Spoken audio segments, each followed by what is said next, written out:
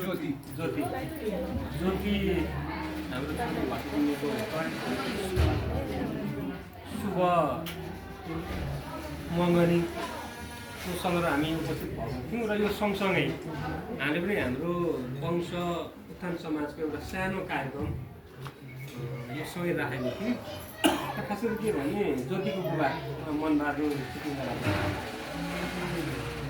अहिले के बस्नुहुन्छ र पोरा आउनु हुँदाखेरि हाम्रो वंश उत्थान समाजको जग्गा खरिद तथा भवन निर्माणको लागि ठुलो आर्थिक सहयोग गरेर उहाँले जानुभएको थियो र यो जति शुभचिन्तक वंशहरूले हामीलाई चाहिँ आर्थिक सहयोग गर्नुभएको छ यो हाम्रो मान अभियानमा।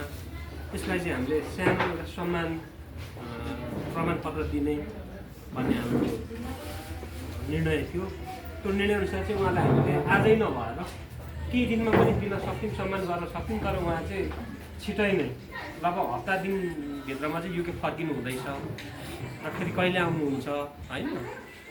त्यो हिसाबले चाहिँ हामीले यो आएको मौकामा नै यही कार्यक्रम हामी सबै भेट हुन्छौँ, यही अवसरलाई चाहिँ हामीले छोडेर यो सम्मानपत्र प्रदान गर्नुपर्छ भनेर हामीले निवेदन गर्छौँ र त्यो सन्दर्भमा हामी यहाँ अहिले चाहिँ यो सानो कार्यक्रम गर्दैछौँ।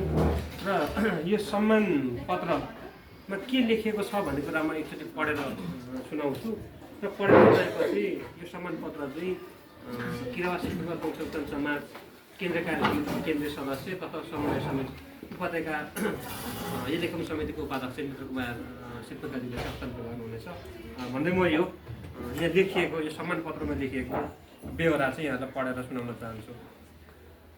किरावा सिपुङका वंश उत्थान समाज येलेखम उपत्यका कार्य समिति काठमाडौँ सम्मान पत्र श्री मनबहादुर सिपुङका राई सहयोगदाता टेम्केमङ 8 कटी खन्या खर्का भोजपुर र हाल युके किरावा सिपुङका वंश उत्थान समाज येलेखम उपत्यका कार्य समिति काठमाडौँको पहल तथा केन्द्रीय कार्य समितिको मार्गदर्शन र समन्वयमा किरावा सिपुङका वंश उत्थान समाजको मूल ध्येय इतिहास पहिचान संस्कार संस्कृतिको खोज र संरक्षण तथा हाड रगत दुधलाई जोड्ने महान सङ्कल्प र अभियान प्राप्तिको निम्ति बहुआयामिक उच्च महत्त्व राख्ने गौरवशाली कार्य ललितपुर महानगरपालिका वार्ड नम्बर 26 सुनाकोटीमा यस समाजको जग्गा खरिद तथा मार्ग निर्माणार्थ तपाईँले रु 1,122,80 रुपियाँ 1,122 रुपियाँ आर्थिक सहयोग प्रदान गर्नुभएको हुँदा यहाँ प्रति हृदयदेखि नै आभार व्यक्त गर्दै यहाँको अमूल्य योगदानको शिर उभाउन यहाँलाई किरावा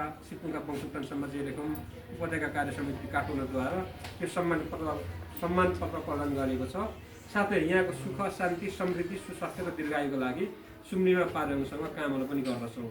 सचिव बाबुराम सिपुङका, अध्यक्ष काजी सिपुङका, धनबहादुर सिपुङका केन्द्रीय सदस्य र मिति 2082 8/5 गते यो बेहोरा लेखेको सम्मान पत्र चाहिँ उहाँ हाम्रो सहयोगदाता दाजुलाई चाहिँ हस्तान्तरण गरिदिनु हाम्रो केन्द्रीय सदस्य तथा उपत्यका येलेखम कार्य समितिका कोषाध्यक्ष उपाध्यक्ष मित्र कुमार शिवप्रकाजीलाई चाहिँ म आफै गर्न चाहन्छु।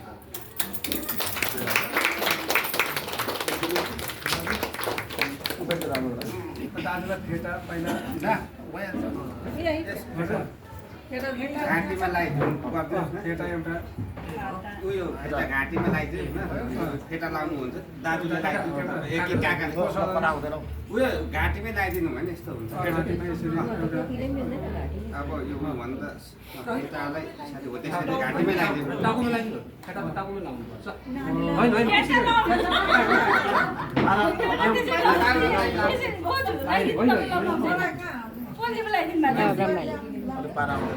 दाजु बस्नुहोस् त म फेटा बसाउँछु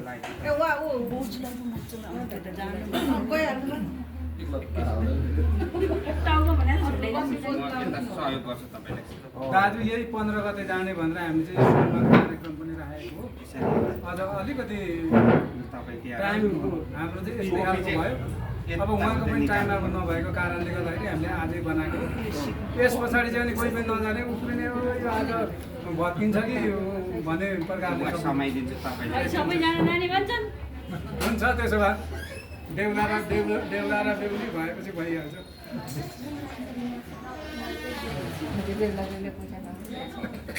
हामी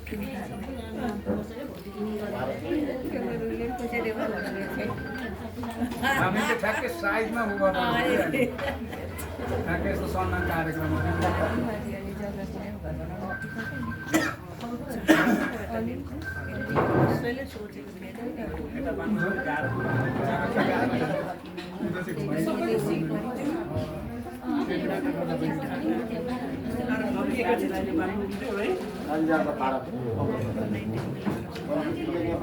तलतिरै छिराएर तलै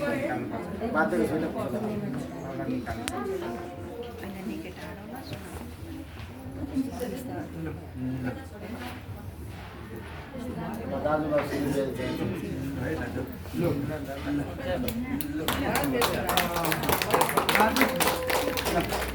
दाजुले हाम्रो वंशहरूमा धेरै ठुलो सहयोग गर्नुभएको छ।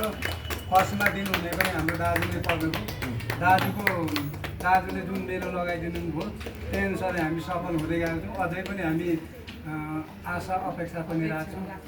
अब अझै पनि अब त्यो जुन जग्गा किन्नेलाई दिनुभएको छ अझै घर बनाउनुलाई पनि अझै हामीले आशा गरेको छौँ। अझै दाजुको 100 वर्षभन्दा धेरै बाँच्नुपर्छ। अझै आगो आउँदा चाहिँ दाजुले त्यो घरमा बस्नुपर्छ। खास कुरा आउँदाखेरि यो चाहिँ हामीले प्रतिबद्धता पनि हो। दाजुले पनि हामीलाई सहयोग गर्नुहुन्छ। आगो आउँदा ठ्याक्कै त्यही घरमा बस्नु दाजुमा टक्क रुम एउटा मजाको बनाइदिइराख्छौँ दाजु।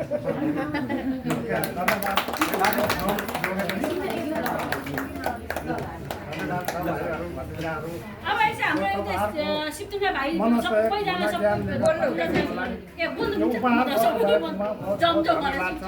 भाइ भतिजाहरूलाई के भन्नु र त होइन जति पनि म अब आउनेवालामा चाहिँ म भन्नु सक्दिनँ यति रौटी भन्नु सक्दिनँ त्यही पनि म व्यक्त गर्छु कोसिस गर्छु हेर्छु ताली